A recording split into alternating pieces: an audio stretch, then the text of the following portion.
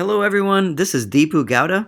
I'm the course director for Foundations of Clinical Medicine Tutorials, and I want to welcome you all to the course. We are thrilled to have you as faculty this semester. The other members of our team are David Kessler, the associate course director, and Sion Zhu, who is the course coordinator. We are very psyched that you're joining our team. The students you'll be working with are the class of 2020. These are first-year students, and this is the second semester of their first year. What they've already had so far in their first semester is they've learned anatomy, so they're finished with that course. They've had a basic science course called Molecular Mechanisms, and they've also started in a course called Seminars, where they've learned about the basics in communication. This semester, they'll learn more about motivational interviewing and behavior change, health literacy, and things like that. But just know that they have learned some foundational concepts and skills in developing rapport and basics in communication. What else do they have this semester? They're also taking a course called Body in Health and in Disease, also called BHD. This is an integrated pathology and physiology course. They're also learning pharmacology during this time. And the blocks that they have this semester is they have already had some immunology. They have a large neuroscience block. They have a cardiovascular block starting March 11th. They do pulmonary, pathophysiology, renal, and then hematology. So you'll notice that they haven't done oncology. They will not have done GI. They will not have done endocrine or rheumatology, musculoskeletal. All those sections are actually in the fall. We also have a psych med course where they're learning basics in psychiatric illnesses, how to interview those patients, how to do a write-up. So they're getting some of that basic training even before they get to you all. And one thing that I'll show you in a minute is that we have tried to align the physical exam teaching as much as possible with the unfolding of their pathophysiology course. So we'll see that we teach them the neuroscience exam or the neurological physical exam while they're doing neuroscience. We teach them the cardiovascular exam while they're doing the cardiovascular block. The same with pulmonary. However, because certain blocks are in the fall, we will not be in alignment with the pathophysiology course when we teach them, let's say, the abdominal exam or the musculoskeletal exam. So what are the objectives of our course this semester? So let's think about the overall objectives. First is professionalism and teamwork. That is absolutely essential. So that kind of undergirds the whole enterprise. We want these students to learn the professional habits of being a physician. That means attendance for the sessions you run are mandatory. So if a student does not show up for a session, we want to know about it. The students are expected to show up on time. They're expected to be prepared. They're expected to be engaged and not distracted on their phones, etc. So that's all aspects of professionalism. We know we have those standards for students, especially when they get onto the wards. We want to convey those same levels of expectation even in the sessions that you teach when you're going to be in small groups with them. We also want to really encourage and assess students on teamwork. And for what that means in our course and in your sessions is they're showing up prepared. They're teaching their classmates. They're giving them feedback. They themselves are open to feedback, right? And so the part of the teamwork is showing up to be able to support your classmates in their growth and being open to their own professional growth by virtue of their classmates' feedback and your feedback. We're also going to be asking them to develop skills in history taking, skills in the physical examination, the write-up, oral case presentation, and clinical reasoning. The sessions that you will be teaching them in the small groups are going to be focused mainly on professionalism, teamwork, physical examination, and some aspects of clinical reasoning. They're going to be focusing more on history taking, write-up, and oral case presentation in other parts of the course that we will teach them. This is the semester overview with respect to the content that you will be teaching the students. So there's 6 main sessions in the small group physical exam sessions that you'll be teaching them, starting off with general observation, vital signs, HENT. The next section is the neurological physical exam, cardiovascular, pulmonary, abdominal, musculoskeletal, and then the core physical exam, which is, hey, now you've learned all these different components, let's put it together, okay, into a seamless sequence. But in that sequence, let's not do every single thing you learned here, because that would not be actually practical and it doesn't align with our actual clinical practice. But let's come up with a comprehensive physical, but that's also something that's reasonable and meaningful when applied to the workup that they will be doing in the major clinical year. So that we're calling the core physical exam. For each of these blocks, I want to kind of describe to you all, for each of these 6 blocks, what are the students doing? And their work actually is comprised of these 4 kind of sections for each of these blocks. You are going to be teaching them actually in this blue part of this sequence, the small group physical exam practice sessions. But they're doing some pre-work beforehand, and they're doing some activities after you see them. And for each of these blocks here, they're doing each of these components. So let me just describe this to you, because I think it's useful for you to know, even though you're only going to be involved with this blue section, which actually is a really critical component of their learning. It's good for you to kind of think about the overall context of their education. So, what is the pre-work that they're going to be doing?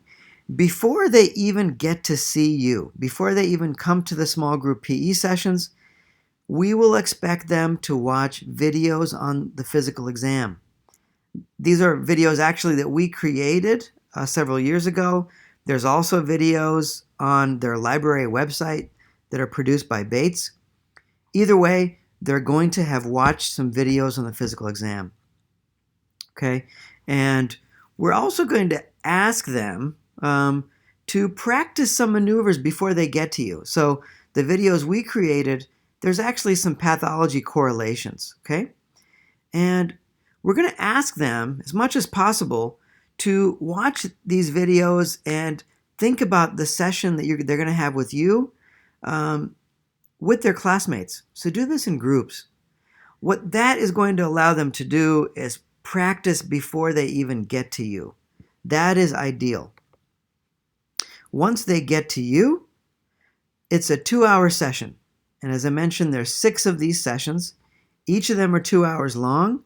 They're going to be in small classrooms in our educational building called the Vagelos Educational Center, or VEC. And you guys will have your schedule regarding, where you're going to be. And we'll have continuity over all of those 6 sessions. The students will be coming to the same rooms. So many of you, and I think most of you, will be able to teach most of those 6 sessions. And you're going to have continuity with your small group students. Okay, so the students are going to be coming in. They're going to be the student group size is going to be anywhere from 12 to 14. And they're going to be asked to sit in their physical exam groups. These are groups of 4 that those groups of 4 will actually be going to the bedside sessions.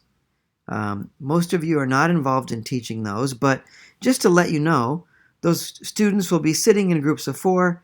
Those same students in groups of 4 will be going later on, after they work with you, to the bedside the week after to see patients and to put into practice the skills that they learn with you. They'll be dressed casually, meaning they'll be wearing sweats, t-shirts, etc., so it's comfortable and easy for them to examine each other.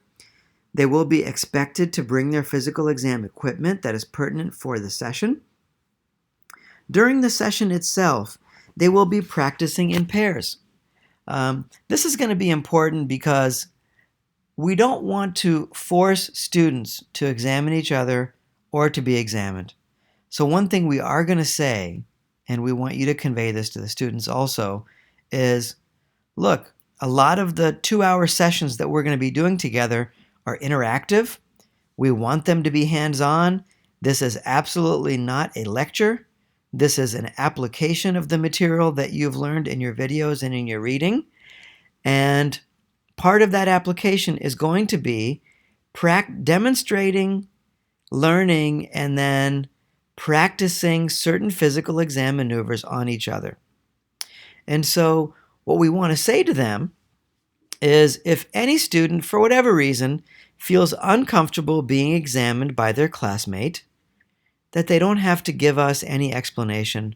It's okay for them to sit out of that experience. And occasionally that does happen. I think that is very much the rarity, but we just want to respect the physical space and bodies of our students. And if for whatever reason they don't want to be examined by their classmate, totally okay. And again, that's probably a rare situation, but we just want to put that out there. The other thing to know is that students should really form pairs that they feel comfortable with. So when you start the sessions, just say, hey, form a pair with somebody that you feel comfortable working with during the session. You will be examining one another.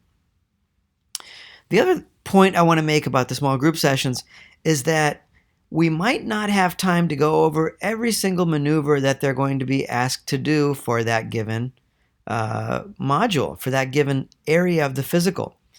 But we want to really focus on those maneuvers that may be a little bit more challenging, right? As much as we can, we're going to try to keep this kind of case-based, but for the most part, we want to really try to make it interactive and hands-on. We don't want this to be you in front of the room lecturing the whole time. We want it to be, and once we actually get into the modules and the actual sessions, it will be evident to you, I hope, because we'll share the videos with you. Not the videos, but we'll share the slide decks with you. So it should be evident to you what actually happens during the session. But what you will see is it's a lot of, hey, let's talk about this maneuver. Let me just put it into context. Let me demonstrate it on a particular student, and then now practice that maneuver in pairs while I walk around and watch you. So the point is hands-on, applied, and very, interactive with the students. After they have that 2-hour session with you, the next part of their curriculum, and oftentimes it happens later in the week, especially if your session's on a Monday, oftentimes on Thursday and Friday. Sometimes your session may be on a Thursday, which means, the next week for them, they go into Sim Center sessions.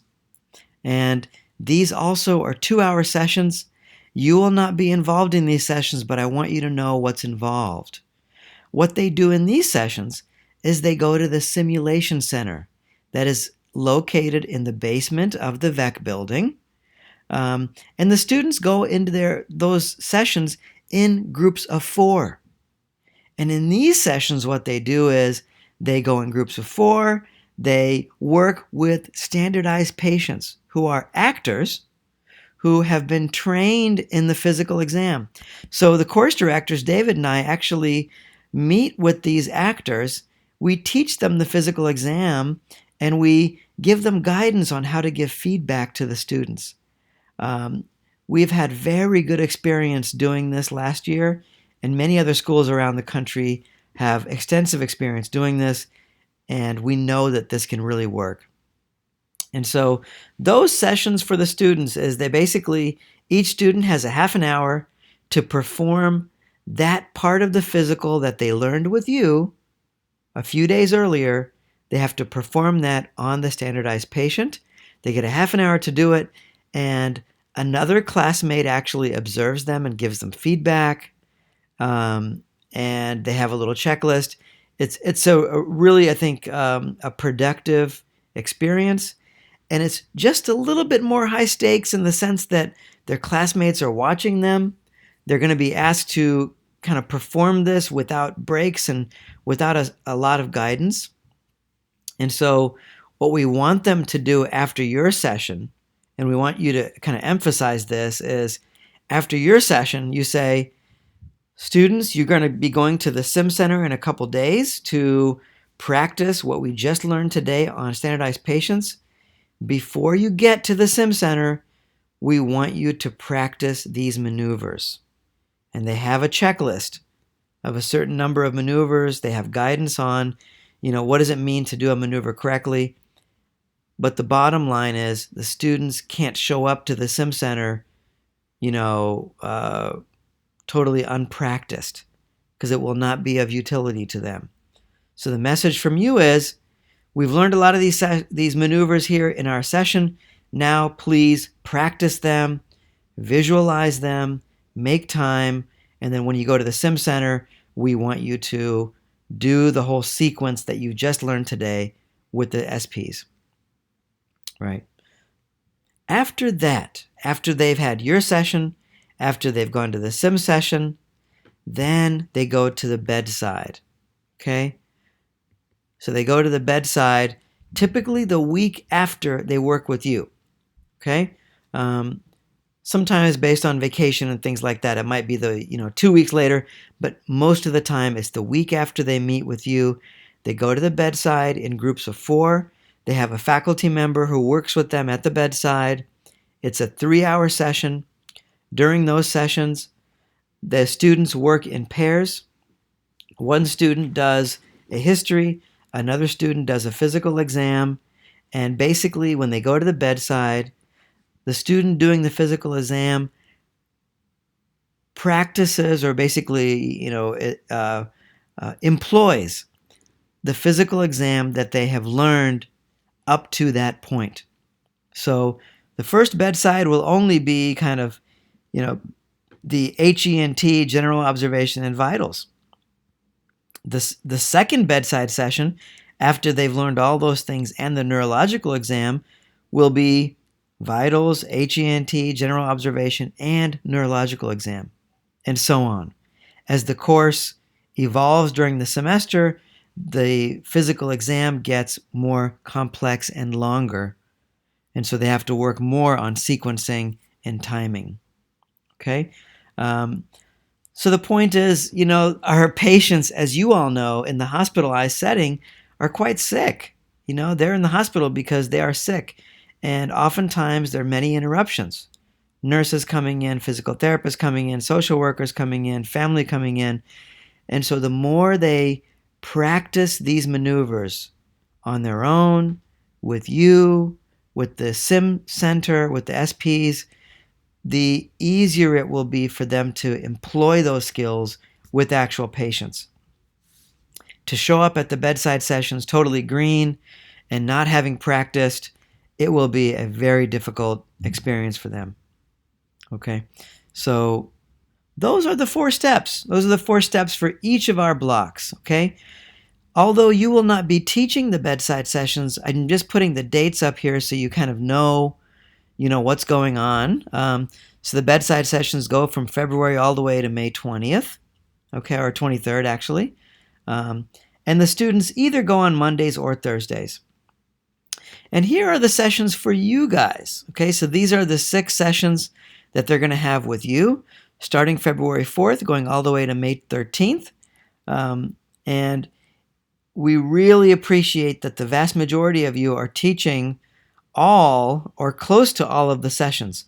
That's going to be so key because we want you to have continuity with your students. We want you to know who they are. We want them to feel comfortable with you and feel like they are developing a relationship with you. So as much as you can, get to know them, walk around, ask them their names, get to know them as people, and start to get a sense of what their strengths and weaknesses are as they evolve over those 6 sessions. A couple notes about the resources that are available to you. SION is your major support in terms of logistics. If you need materials, if you don't know what room you're in, any of those logistical kind of questions, please be in touch with SION. Her phone number, by the way, I didn't put it on here, but her phone number at the office, 212-342-0074. 342 or 212-342-0074. We're also, we just went over the objectives. We went over the schedule. We're also going to give you materials that the students are going to be getting, just so you have an access to the other things that they're reviewing and learning from. The Columbia History Forum, we're going to send you a copy of the syllabus. There are checklists that we are providing them on the H&P, the write-up, the oral presentation, sample write-ups as well, just so you know what materials they are referencing, okay? Even though you may not be teaching that in your sessions, it's nice to know what else they're learning. Physical exam videos, those we definitely want you to watch. Absolutely want you to watch. In the syllabus that we're going to be sending you, there are videos that we've created on a platform called Slate. We expect the faculty who teach in this course, the small group PE sessions, will have reviewed those videos because we want you to know what they are learning. The students may ask you questions that came up from those videos. Those videos are teaching the physical, but it's also some pathological correlations, okay? And if you want to also augment those videos with the videos that are on the library website for Bates, you're welcome to do that as well. But that's a little bit extra credit. The main thing is we definitely want you to watch the videos that we've created that are going to accompany the course. What we have conveyed to the students is that these small group sessions is part of their clinical training. This is not extra credit. This is not optional. This is a core component of their training in learning how to be a clinician and assuming responsibility for the health of their patients. So there's a lot of, we want to convey a sense of responsibility here for the students. And so attendance is required. It is not optional. So you're going to have a list of the students in your classrooms. We want to make sure that those students show up. And so if the students, they should not be switching rooms. They should not be trying to negotiate a change in the dates with you. Those are required sessions. And if students aren't showing up, please let us know. Reach out to them. You're going to have their names and emails, so reach out to them, email us and say, look, Jim did not show up at the session today. I just wanted to let you know. Or CC us on an email to them. Jim, I noticed you weren't at the session. Is everything okay? Please let me know what's going on. That way we'll know as well. Now, some students, of course, life comes up, and there are some legitimate reasons why students may not be at the session. If there's a sickness or if there's a family emergency, if they're a first author presenting at a meeting, those things come up, but it's the student's responsibility to email you, to CC me, and to CC an email address called psfundamentals@columbia.edu to communicate to us that one of these situations has come up and they won't be able to make it to that session. In general, if a student misses one of these sessions, we want to figure out a remediation plan. So if that comes up, we will be in touch with each other. If students should email you, they should CC me and PS Fundamentals, and you as the course faculty and I and the student will be in communication regarding what the student has to do to make up this missed component of their curriculum. So what if a student's having trouble? Please keep an eye out for students who seem to be having real academic difficulty, who are not prepared for the session, who may be having professionalism trouble, like they're not paying attention, they're really spacing out during the session, they're goofing off, they're on Facebook. Well, of course, students don't even use Facebook anymore. It's probably other social media, but you get the point. They're not involved in the session. They're they're checked out. They're shopping, whatever it is, on their computers. Or if you sense that a student may be having some psychological or emotional trouble. If a student looks depressed, if they look really disheveled, if they look like they're not sleeping, if there's, you guys are all clinicians. So you have a finely honed kind of sensitivity for someone who looks like they're having emotional distress. So if something's going on, just pull the student aside after class and say, Sarah, can I just talk to you real quick right after class? Pull them aside and say, hey, what's going on? I noticed that, you seemed real distracted today. I just wanted to just see what's going on with you. Is everything okay? And I think starting off with a point of concern is a good place to start. If they say, oh, nothing's going on, I'm doing fine, then you might say, I noticed that you didn't seem prepared for the session today. And you might not realize it now, but these core skills are going to help you be successful in the next stage of your training, and it's the foundation for you being a successful clinician, period. So I urge you to put the effort into preparing for these sessions. And, our next session's in 3 weeks. I really expect that you would be a little more prepared next time you come. Does that sound like that's something you are willing to do? Right? So just, I think it's very good to be straight up honest with our students, but also show that we care about them, that we're concerned about their professional growth. If you are able to elicit that there is emotional trouble, some kind of psychological issue going on, address it with them, but please reach out to me ASAP. Same thing with if there's professionalism issues or academic trouble, please do not wait. Even if there's a yellow flag or an orange flag, let me know so I can keep track of what's going on and check in with you. Our objective is to support these students ahead of time and not wait till the end of the semester when we realize that these students are really struggling and we really need to play catch up. So the main point is stay in touch with us. This is a very formative year. Having high standards and expectations is really going to serve these students, learn these skills, and actually set them on the right course for a rigorous clinical skills training. All right. And if you have feedback for us, please let us know. We really care about how you're experiencing the course. We want this to be a very enjoyable experience for you, not only for the students. And if you are engaged, if you're enjoying it, if you feel supported, we know that you will bring your best to teaching our students, to your students.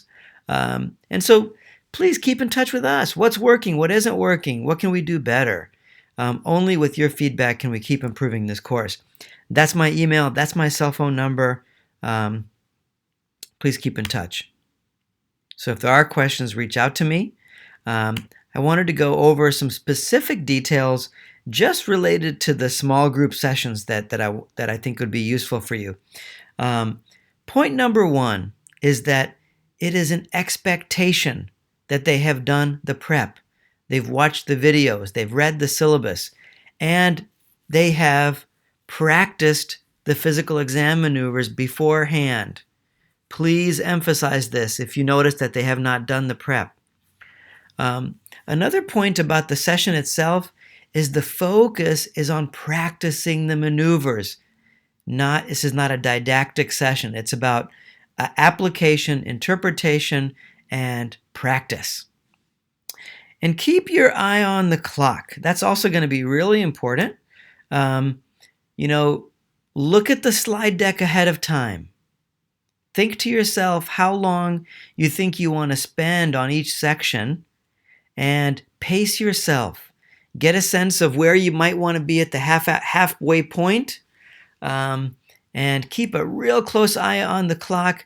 What you don't want to do is, spend an hour and a half going through the first 15% of the slides and then rush through the rest of the slides and the rest of the teaching material in that last half an hour. And I'm only saying this from personal experience because I've been there. And it doesn't feel good. It doesn't feel like you're really giving a balanced kind of approach to all the material. And once we actually get the first slide deck to you, we're going to give you a teaching kind of guide along with it, so you'll get a sense of how to time yourself and how to do it. But essentially, the slide decks are going to be organized so it's going to be clear to you, this is an introduction of a maneuver. Let's get a student up front. Let's practice it. Now let's, in pairs, practice this maneuver while I walk around. Do this for 10 minutes. 10 minutes is up. Let's come back. Hey guys, any questions about that maneuver? Did you get it? Okay, here's a question. Let me answer this. Another question. Let me answer this. And let me also tell you what I noticed when I was walking around. What I noticed is when you guys were listening to one another's lungs, I noticed that, many of you were using, the bell instead of the diaphragm, right? Or I noticed that you weren't really, listening through the entire respiratory cycle. You're moving the stethoscope too quickly. Whatever it is that you've noticed, use that as an opportunity to give general lessons as well. Okay? That's the general basic format. This is a new part of our curriculum, right? So we're going to be kind of unveiling and sending out this content to you guys as the course unfolds, partly based on your feedback. We want this to be fun. We want this to be engaging. We want this to be enjoyable for you. So keep us posted regarding what works and what doesn't. Have a fantastic semester. We are so pleased to be partnering with you on this, and have a great time. This, whether you know it or not, you guys have a major role in the students' progress in their training. You're one of the first major role models for our students. Just recognize that. It's a major opportunity for real imprinting about what it means to be a professional, and be excited. What it means to be excited about the clinical skills that they are learning. We know that's the juice that keeps you guys excited and rejuvenated and wanting to keep progressing in your careers. Convey that same energy, that same passion for clinical medicine to them.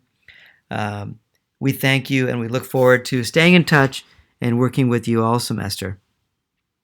Be well.